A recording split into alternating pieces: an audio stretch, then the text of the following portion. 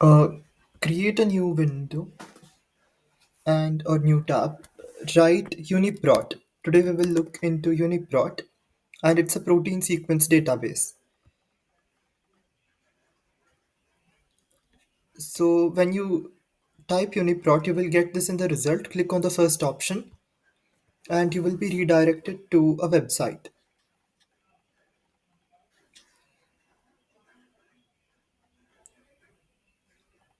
Everyone got this website? Okay. So as it says, it's a protein database and it has sequence of different proteins. I mean, the amino acids, how are they arranged in a protein? What is the first amino acid? And what is next? So, something like that. And it also contains a lot of metadata. Again, as we learned for NCBI, once there was a research done, they submitted all the data that they got during the process of research, and if there was something related to proteins, it got updated here. And in the search bar, you have highlighted, it says find protein, and you can type the name of the protein here and click on the search to find the protein. We will look into these options in later sessions. You have blast, you have align, peptide search, ID mapping, etc. If you click on the drop down menu here on the left, you can see there is something called as Uniprot KB, Uniprot REF, Uniprot Bark, proteomes, taxonomy, keywords, literature citations, etc. Am I correct? So the one which we will be looking into today is going to be Uniprot KB. So this is more like a reliable database within Uniprot, if I may say so, because in the data that you find within this Uniprot KB, everything will be curated by the scientists and humans, basically, like who are sitting at the table discussing whether this is okay to be updated on the database. Once everything is correct and ready, they will update it. So, whatever you find here within this Uniprot KB database is going to be highly accurate and reliable source of information. Am I making sense? And this Uniprot is designed by collaboration between three different bodies. So it was by, have you guys heard of EMBL, European Bioinformatics Institute? I think they also have a YouTube channel which they frequently post videos. Okay, so there is something called as EMBL EBI. And have you guys heard of Swiss Institute of Bioinformatics? I think Shreyaka was giving you the introduction of Swiss Prot. Yeah, so these two bodies with there is one more body called as Protein Information Resource, and it was the collaboration between the three that led to this Uniprot. So its mission is to to provide protein sequence and functional information of different proteins, and this KB is nothing but knowledge base, Uniprot knowledge base, and this is the trusted database where you have manual annotated entries.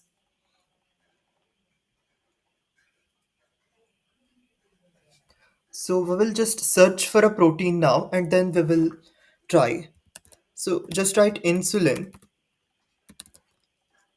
a protein, and you will get this as the result. Am I correct?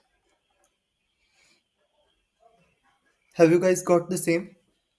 Okay. So let's just analyze the interface here, whatever we have got. So it says within Uniprot KB, you have 291,270 results. So it just means that there are 2 lakh entries or 2 lakh different sequences of insulin. Hope I'm making sense. Now, here within gene names, you can see different uh, Short forms. This INS is the standard short form for insulin protein, and this INSR is related to insulin receptor. So the sequence that you get if you click on this entry will be the insulin receptor protein, not the insulin protein itself. And you have something called as IDE, which is the short form for insulin degrading enzyme. So what if your body produces a lot of insulin and that has to be regulated? And to regulate that, this degrading enzyme will help. And for all the entries that you have here, you have an organism section which will tell you from which organism the sequence or the protein was collected. So it says there is Homo sapien, there is human, there is bovine, there is Canis familiaris, which is dog, pig, and then there is chicken, rat, etc. And on the left, you can see there is something called as popular organisms. So you have 2000 entries for rats and 1900 for humans, and you also have it for fruit fly. I think you guys are understanding that wherever the number of entries is very high, it just means that insulin based experiments or studies was conducted more on that organism to study the aspects or different functionalities of the protein. Are you guys able to understand? And here, this entry number, which is nothing but a unique identification number.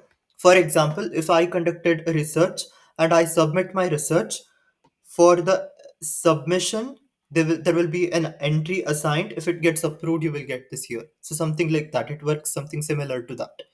And there is something called as entry name. Here you have the name of the protein, the short form INS underscore, the name of the organism from which it has been collected. So in the same way, you have insulin receptor protein and it was collected from humans. So you have that for everything. And then on the right corner, you have a column called as length, which is nothing but number of amino acids present in the sequence. So in human insulin, it says that there are 110 amino acids. Am I audible? Hello. Am I audible now? Okay, okay. So I was telling in the right part of your screen, you have something called as length column, which is nothing but number of amino acids present in each sequence. For example, in the human insulin receptor protein, there are 1382 amino acids present. And point to note is if it says 110 amino acids for human insulin, that is for the first entry which I have highlighted, it does not mean that the final functional protein is going to have 110 amino acids. Are you guys aware of the steps, through which the final functional insulin is formed? I think we learn a little bit about it in 12th. Insulin has two components. It has A chain and it has B chain, and it is connected by C chain. And that C chain will be cut so that the active A and B chain will bind, and that will give you the final functional insulin. Are you guys aware of that concept? Okay. So the thing is, if it says the length is 110, it just means that when the gene of insulin was transcribed, yeah, or translated, it had 110 amino acids and it needs to undergo all the pre-processing, you know, cutting, joining, all those processes to form the final functional insulin. And you again have few more things through which you can shortlist the results here. And then there is something called as, so in the entries that you find, uh, there are some scientific methods, x-ray crystallography, mass spectrometry, and few more through which the structure of the protein is found out. If hope you guys are aware of AlphaFold, which predicts the protein's structure. Yeah. So in that case, that AlphaFold will not conduct mass spectrometry or X-ray crystallography to find the structure of the sequence that you give as input. It will use some AIML algorithms which are highly specialized and tuned to predict the structure which has minimum energy, and it will give that as output. So you have a separate section for if you want to find the predicted structure for insulin. So what I'm trying to say is, let's say I collected the insulin sample from an organism, let's say human. I conducted mass spectrometry and I found out the 3D structure of human insulin. And I have sequenced it. I have got the sequence that these are going to be the amino acids present in the human insulin. If I just give that sequence as input in AlphaFold, is that going to give me the same structure as prediction? So that is the question. So hence you have a separate section called as predicted, and there is homology. This is some homework for you, and there is transcript level 8,000 entries. For example, there was an mRNA of insulin gene. Through that mRNA, they are just saying that this is going to be the sequence of the protein. Those kind of entries fall under transcript level entries. Am I making sense? You don't have the protein itself on your hand, but you have mRNA. Through that, you are going to find the sequence of the proteins, and that is called as transcript level entries. And if you have proteins itself, and using that protein you're going to find the structure of the protein or sequence of the protein, that will be falling under this protein level entries. Are you guys able to understand? Okay. Now let's click on the first entry, P01308, human insulin. If you click on that, you have got this as the output. Everyone got the same?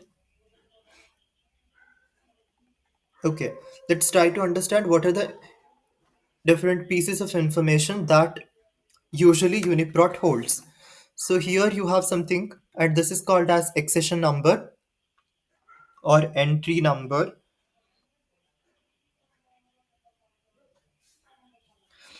So this is unique for protein.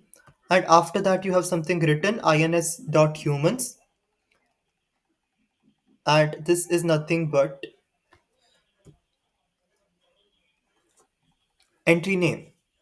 And then it says it is protein insulin. I hope this is clear. And this is the short form for ins, that is insulin gene. And it says there is something called as status. And in the status, you have written it is written Uniprot KB reviewed. It just means that the entry that is displayed here is a reviewed entry which has been reviewed by panel of scientists or researchers, and it just gives reference of Swissprot. As I told, this was the collaborated uh, product. And it says there is organism, and it says the given entry is from the homo sapiens humans. And there is amino acids. It says there are 110 amino acids. And then there is something called as protein existence, and it says evidence at protein level. As I was telling, evidence at protein level means that all the data that has been given here, be it sequence and all the other things, they were from they were collected using insulin at protein level. Am I making sense? Earlier I talked about transcript level, predicted, and protein level. Okay, hope you guys understood. And then there is something called as annotation score, and it has got 5 out of 5. Look into it, and if you're interested, and that would be good. You have functions, and it says insulin decreases the blood glucose concentration. It increases cells' permeability to monosaccharides, amino acids, and fatty acids. So the basic function of the protein is given, and it says it accelerates glycolysis and pentose phosphate cycle glycogen synthesis in liver. Okay, now insulin, although the main function of the insulin is to regulate blood glucose concentration, it might also directly or indirectly influence different pathways and uh, you know reactions. So if you scroll down, you have got this, and under aspect there will be usually three different kinds of aspects, and this will fall under gene ontology annotations. Annotations are nothing but like extra informations. And under aspects, you have hormone activity, identical protein binding, insulin receptor binding.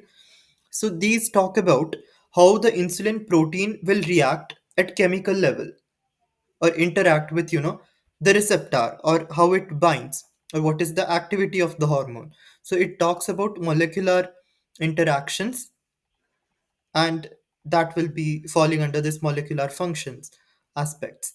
And then you have something called as biological so this is nothing but it will tell you in what are all the biological processes this insulin takes part. For example, insulin takes part in activation of protein kinase B. Are you guys able to understand? And it says it insulin helps in cell signaling, and it also helps in cognition, fatty acid homeostasis, etc. etc.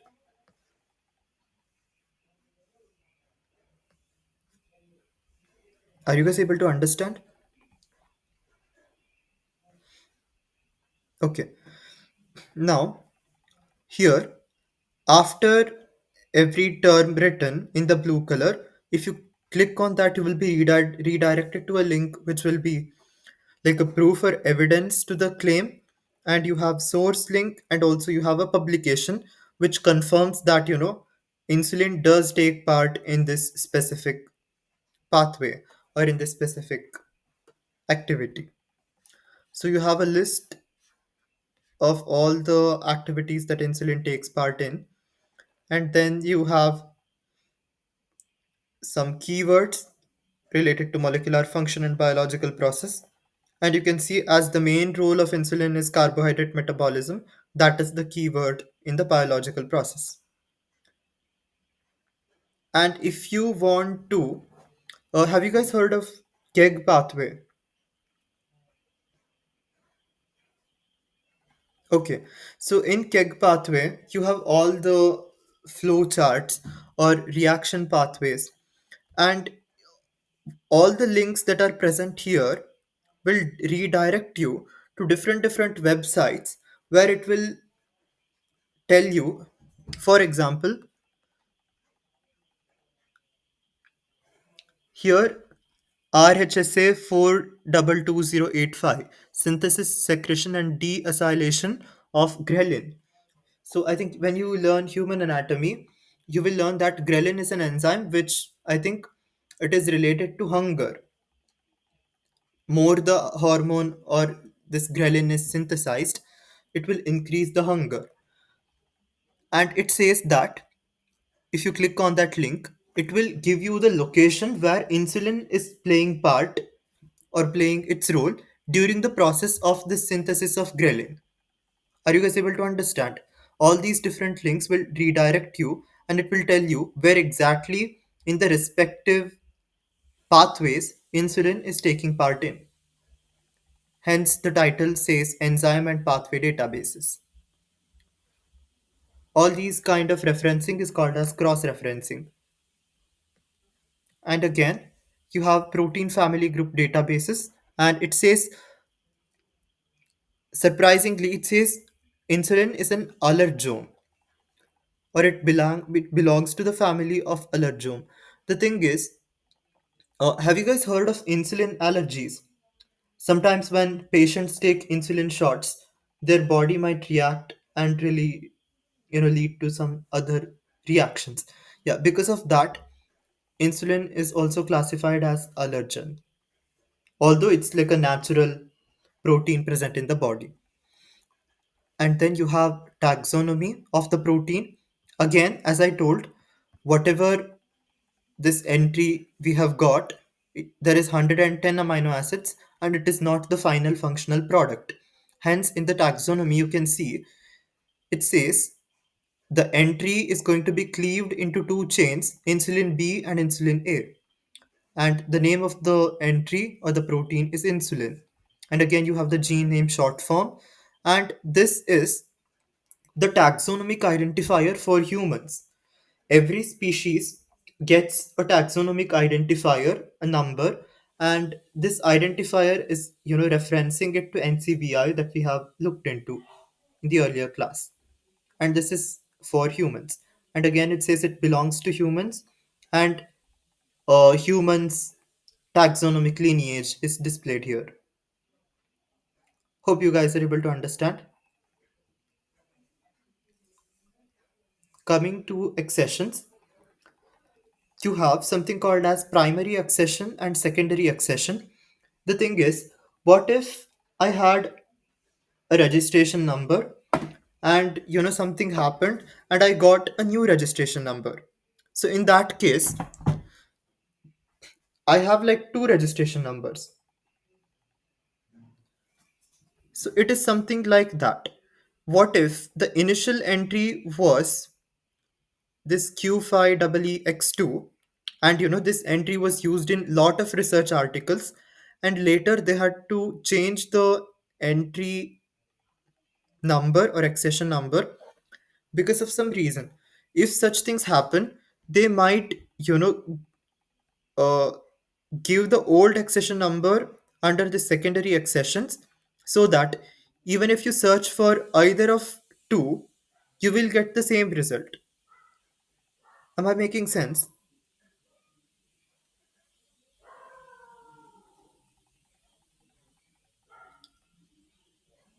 Okay, hope you guys understood. If you're not understanding, let me know. Okay. And you have something called as proteomes. Proteomes is nothing but all the different kinds of proteins secreted or produced in the body of an organism. And here you have got an identifier for proteome. This is specific to humans. So it will just redirect you to a page where you have, a data related to different enzymes and proteins produced within the human body, and insulin will also be present there. That's why it has given you a cross referencing again here. And under that, after component, it says chromosome 11.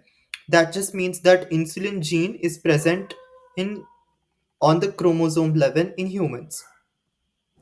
Hope you guys understood. Let's go for the next. Organism specific databases. So you have lot of different databases designed by different bodies, and they might be specific to particular aspect. For example, there might be an institute which has designed a database that is specific to diseases only.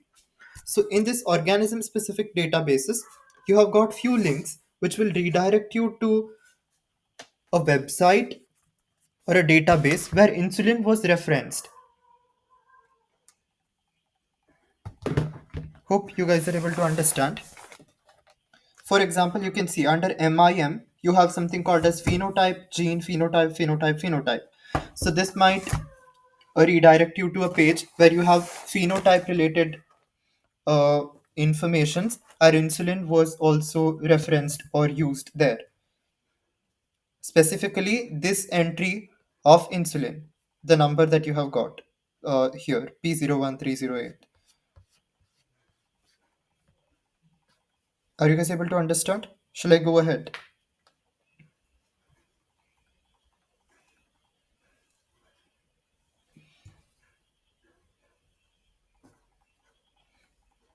Are you guys just listening or like making notes?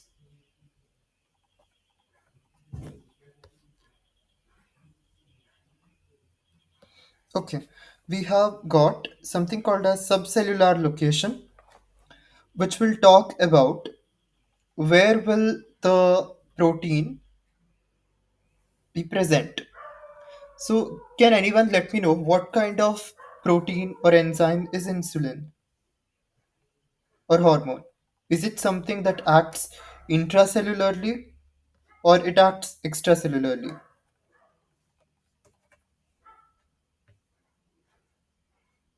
Anyone?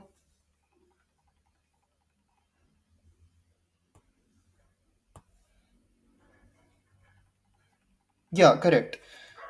I think you guys will agree that insulin will flow in the blood, it will reach the cells, and it will increase uh, cells' ability to take more glucose, right?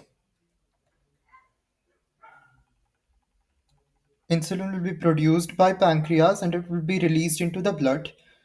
Yeah, so it says the subcellular location of the protein and it says secreted,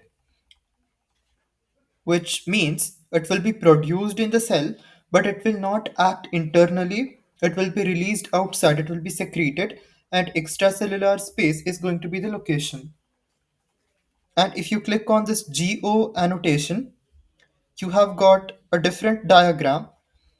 It basically talks about the process of insulin formation, if I may say so. Like, for example, um,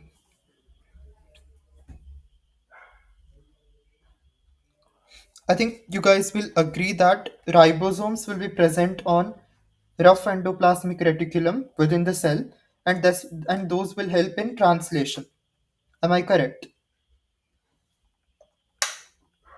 Yeah. So you have got endoplasmic reticulum, and have you guys heard of this? I'm not very sure. I forgot. There is something called as there is a word for it. I forgot. It basically talks about the partnership or collaborated activity between endoplasmic reticulum, Golgi complex, and vesicles. Like how once the protein forms, it undergoes modification and it will be passed to Golgi complex, and Golgi complex has cis phase and trans phase, and it will be packed within the vesicles. And if it's an extracellular protein, oh yeah, correct. Thank you. Yeah, that will be exocytosized so that whatever that is produced will be secreted to extracellular space. So it basically talks about all the process. You have the locations here. It says Golgi lumen, Golgi membrane, secretory granule membrane. So the thing was, in different studies that was conducted, if insulin or insulin related precursor proteins were found, that will be cross referenced here. Are you guys able to understand? I think if you guys remember, there is something called as pre-pro insulin, which will be converted to pro insulin, and then finally pro insulin will be converted to insulin. This is what we studied in medical biotechnology. Are you guys aware of that? Okay, okay. So yeah, so all those precursors locations will be present here in the geo annotation. But this Uniprot annotation basically talks about the final location or functional location of the protein, that is the extracellular space. Now, coming back here, again, you have got keywords for every section. There is something called as disease and variants, and here what happens is it will give you the data related to in what are all the diseases this insulin protein is taking part, and it will give you a short description. For example, for the first, it says involvement in disease, hyperproinsulinemia, HPRI, and it says this is strongly supported by 7 different publications. If you click on that, I think you will be redirected to the publications. And then there is a note: the disease is caused by variants affecting the gene expressed in this entry. For example, if this is the original entry, any variation, genetic variation in the gene of this insulin is going to cause the disease mentioned, that is HPRI. Am I making sense? And again, you have got different variation IDs and you have got positions.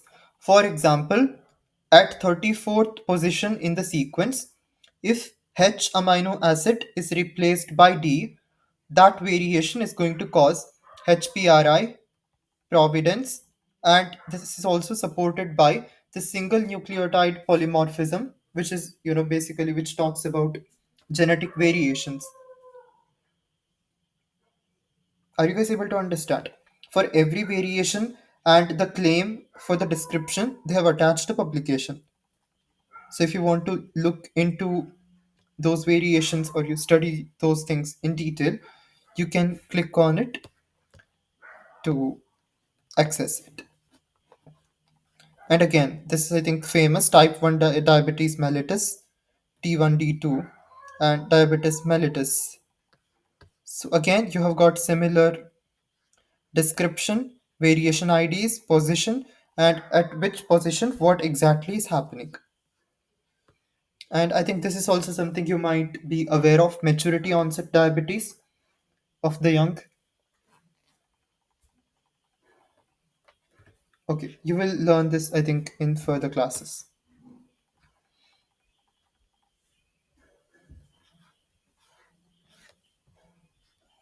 Now, coming back to, yeah, again, you have organic, organism specific database, all those things.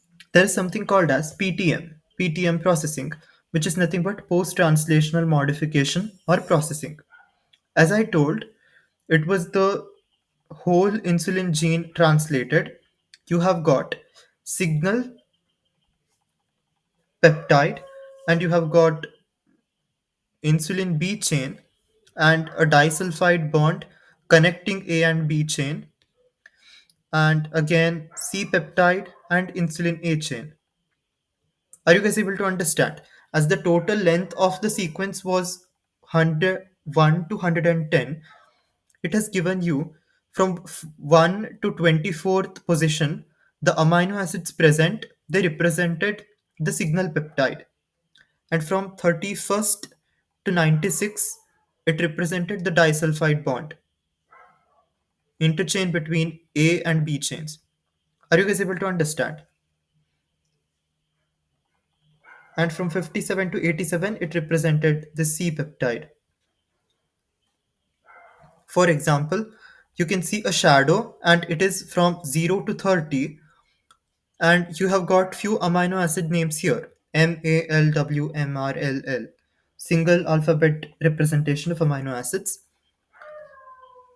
You can scroll horizontally like this, and you can see initially there was red color which represented the signal peptide. If you guys haven't learnt about this insulin uh, formation, so what happens is once the insulin gene is completely translated, there will be a signal peptide.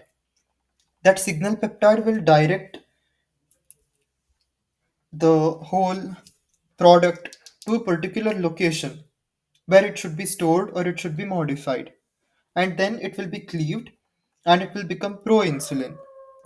And after that, the C peptide that you can see here will be removed so that you will be left with insulin A and insulin B chain. Am I making sense? I think the final product will have something around 51 amino acids. So there are almost 50 extra amino acids present. Are you guys able to understand?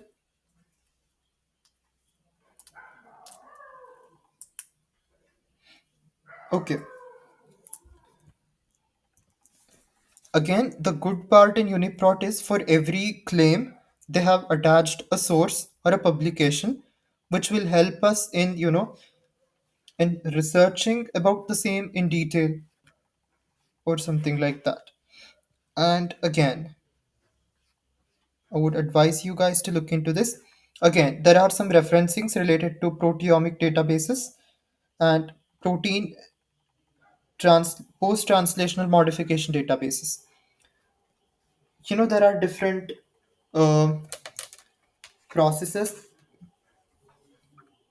under post-translational modification, and I think there are separate databases designed which contain the data related to the same, and there are some referencing done for the same P01308 entry of the insulin. And then you have the expression tab, which again has some cross referencing to BGEE, HPA, and expression atlas. So it says, mainly, as you guys might agree, insulin is produced in pancreas by beta cells. Do you guys agree?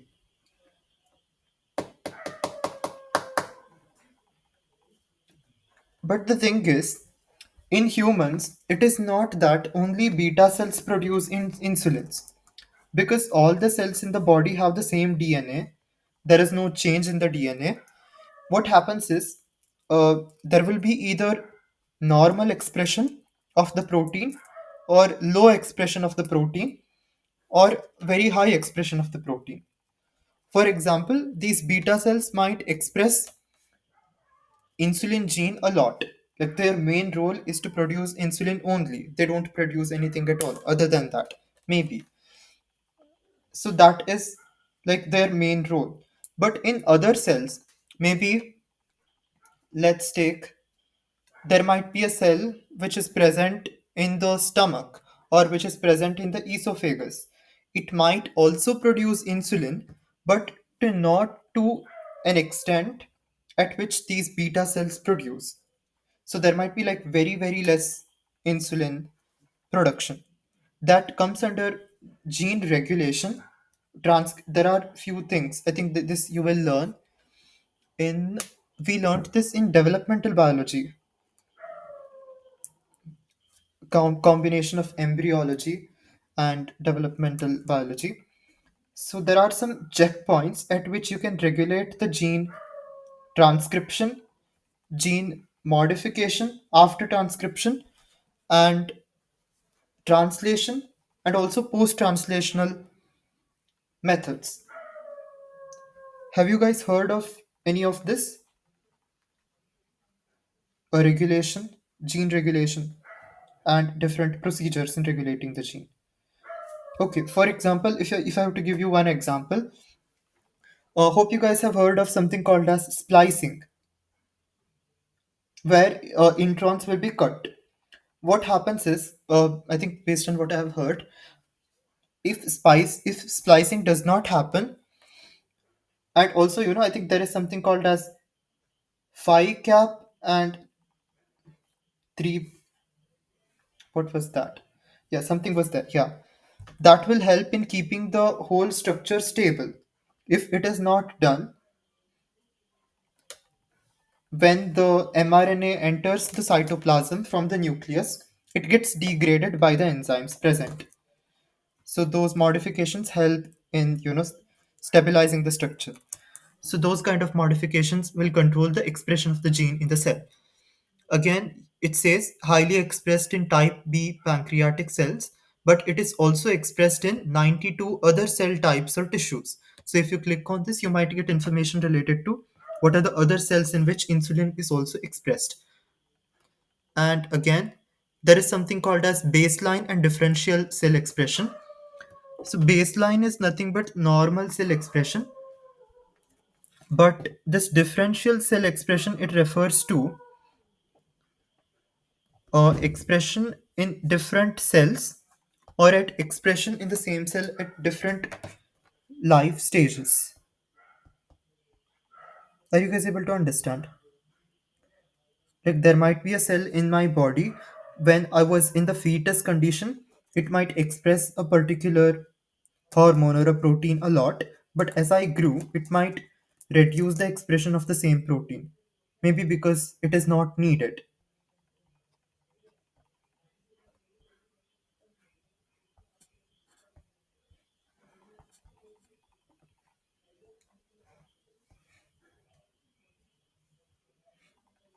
And it can also refer to differential expression. It is not restricted to that. It can also refer to, for example, if there is a person who is not having diabetes, what is the insulin condition in the cell types? And compared to there is someone who is having diabetes. So what is the difference there? Or in the same person, what was the insulin level, gene expression level before the diabetic treatment, and what was the level after the diabetic treatment? So something like that.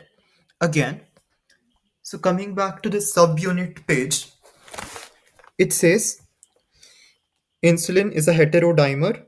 There are two different chains. One is chain A and one is chain B, and they are linked by two disulfide bonds. You can go through this help, and it has some information for you. And coming here, can you see a plot where you have dots? It looks like um, it's not exactly a Punnett square, but it kind of looks like that. Whatever you have in the vertical direction is also present in the horizontal direction. Do you guys agree? So what happens is this insulin protein, it directly reacts with some other proteins in the humans, in the cells, or in the extracellular space, whatever. So here, the first one, INS human, is the insulin protein present in humans. And again, I think I mentioned IDE is insulin degrading enzyme present in the humans. And you also have insulin receptors. So similarly, you can look into the full form of other things. If I select the location, let's say I want to check in cytoplasm, in type 1 diabetes, what is going to be the interaction? If there is nothing here, it just means that these proteins don't interact. Usually, this INS human protein interacts with all the other listed below proteins directly. If there is no dot on the plot, it just means that there is no interaction in this location. But if I select secreted, you can see that INS human, it interacts directly with all these proteins. Are you guys able to understand?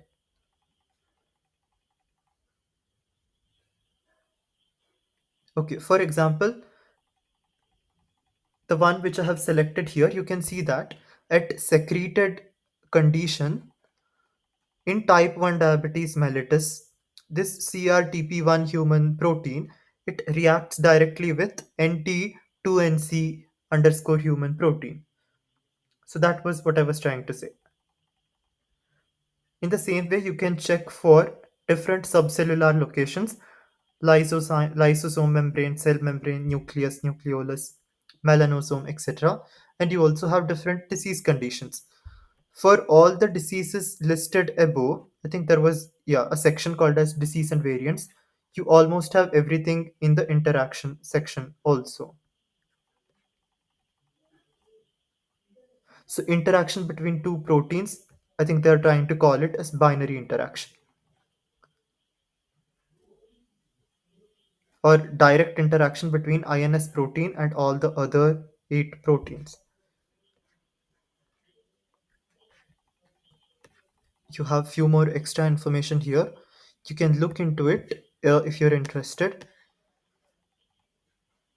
Yeah, you also have few databases here where you can look into protein protein interactions, where one of the protein is going to be this insulin. Coming back to the structure, I hope you guys know about protein folding: primary structure, secondary structure, tertiary structure. Yeah. So you have got the three-dimensional structure here. This is the folded protein, and you have two different chains in two different colors.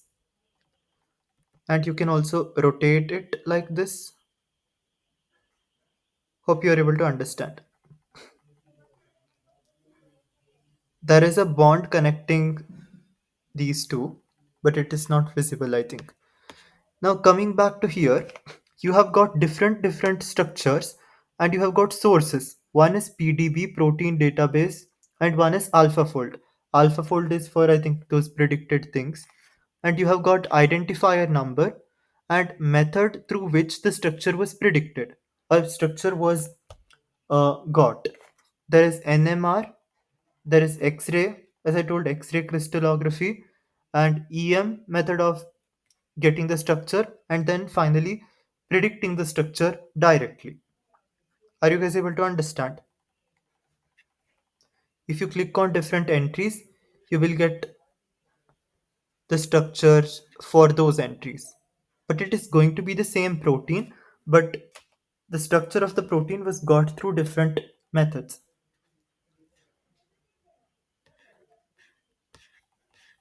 Now, there is something called as family and domain database.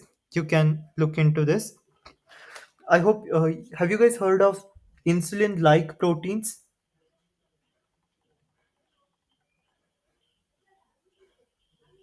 Okay, so what happens is, as you know, the organisms are classified. There is a taxonomy for organisms. For example, like people say, scientists say that based on all the studies, gorilla or monkeys, they are closely related to humans. So there is some relation there.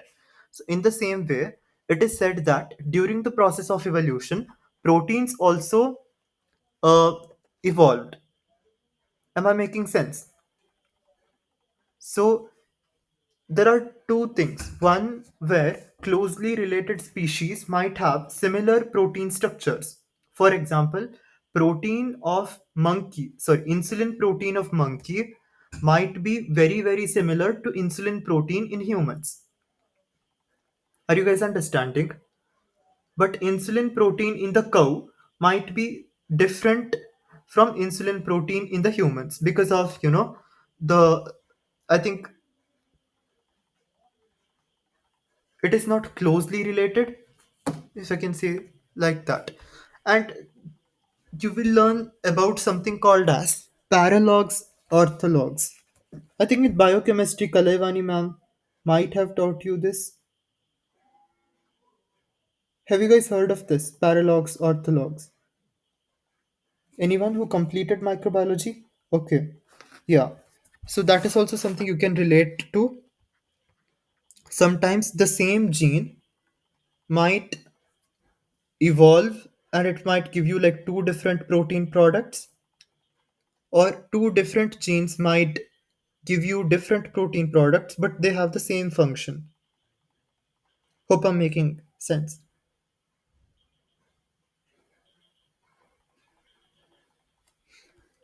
Yeah, and there are some other proteins also, relaxin, etc., which have different function, slightly different function, but they are closely related to insulin. And you have this whole cross referencing. You can see that there are a lot of different databases for this family and database. And then again, there is something called as isoform. So what happens is, have you guys heard of? Wait, there was some name. Yeah, sorry, alternative splicing. I think they have mentioned here. Anyone knows what this is? What alternative splicing is?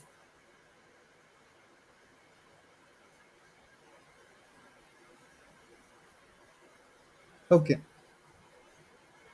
Somjiti knows. Very good.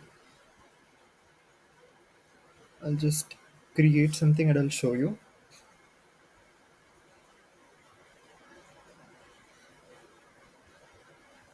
Okay, for example, let me just mark few cells. So whatever is red, that is going to be, or green, let's say, it is going to be exon. And let me take blue as intron.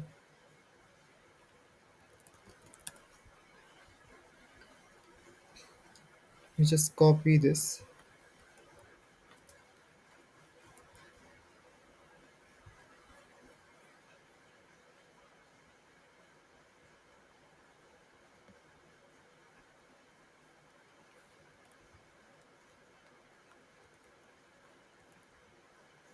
Okay, I think this should be enough.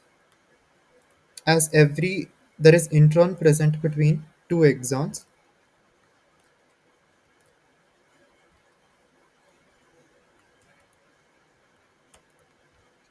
Let me just name it. This is 1,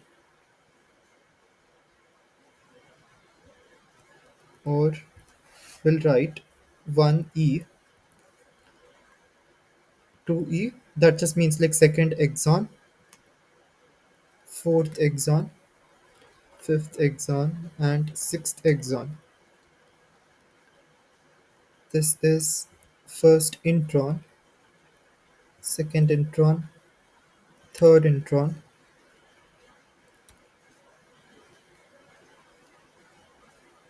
fifth intron. Can anyone let me know what is the process of removing the introns called?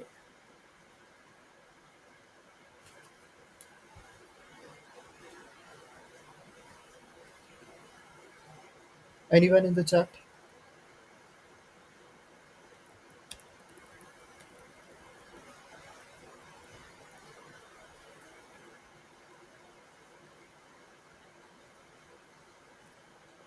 Splicing, correct. So if this is how the gene was there, you have introns and you have exons. So now you have to remove all the introns to connect exons and to get the coding region. In alternative splicing, what happens is one way of getting the product is where you have all the exons. So there is a protein product where the gene is going to have all the exons present, and that was translated eventually to form a protein. This is product 1. What if I just delete these two exons also with the intron? But I'm going to work on the same gene. I'm going to eliminate the two exons present in between. What if I take the first exon and I just leave the in between two? I take the last three and I connect this, I get a different protein product because some part of the coding region is missing. And I get product 2. And this might have a different function. Are you guys able to understand? This is called as alternative splicing, where you don't connect or where you don't join all the exons, but you join only those which you want to connect to create a particular protein product. Are you guys able to understand?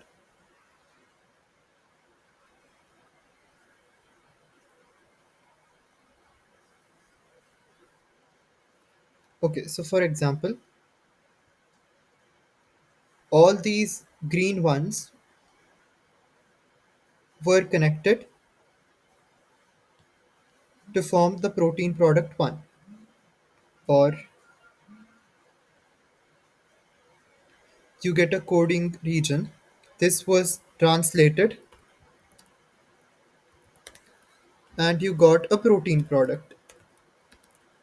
And this protein product has 110 amino acids. And you guys know that for every 3 nucleotides, there will be one amino acid. But if you have only 3 exons connected and you remove this in between part, if I just highlight this in red, that there is nothing present, you're going to connect only the green ones. In that case, number of nucleotides will be less. So in the final product also, number of amino acids will be less. And if you are excluding 2 exons, it just means that you are deleting some information. Am I making sense? That will eventually give you a different protein product, and that is called as alternative splicing.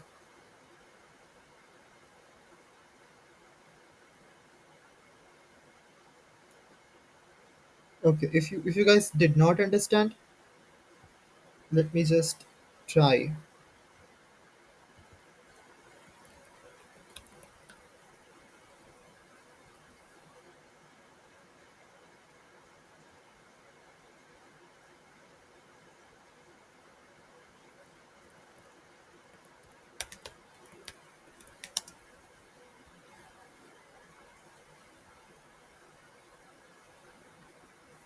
Yeah, I think this is good. So in the image that you can see, there was a single DNA and they got an RNA which has total 5 different exons.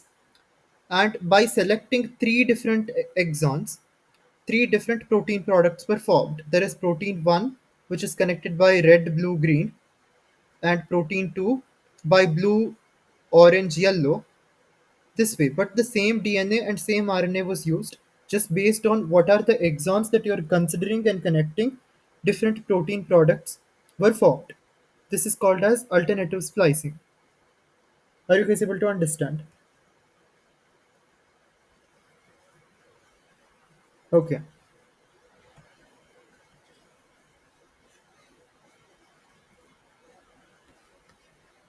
So this basically talks about if alternating splicing is performed on the gene of this entry, what are going to be the possible outcomes. And there are some details regarding the same length, etc. etc. So you can look into that.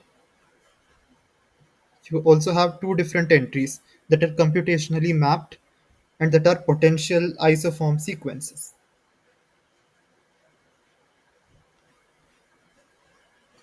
And again, final, there is something called as similar proteins, where you have the list of proteins that are 100% identical. You have gorilla insulin protein and human insulin protein. They're, I think, 100% identical. If you select 90% identity, you have got more proteins. Pig-tailed macaque insulin. Are you guys able to understand? If you select 50% identity, what are the different proteins that are 50% identical to human insulin? You have got insulin, you have got rat insulin, etc. Are you guys able to understand? Hello.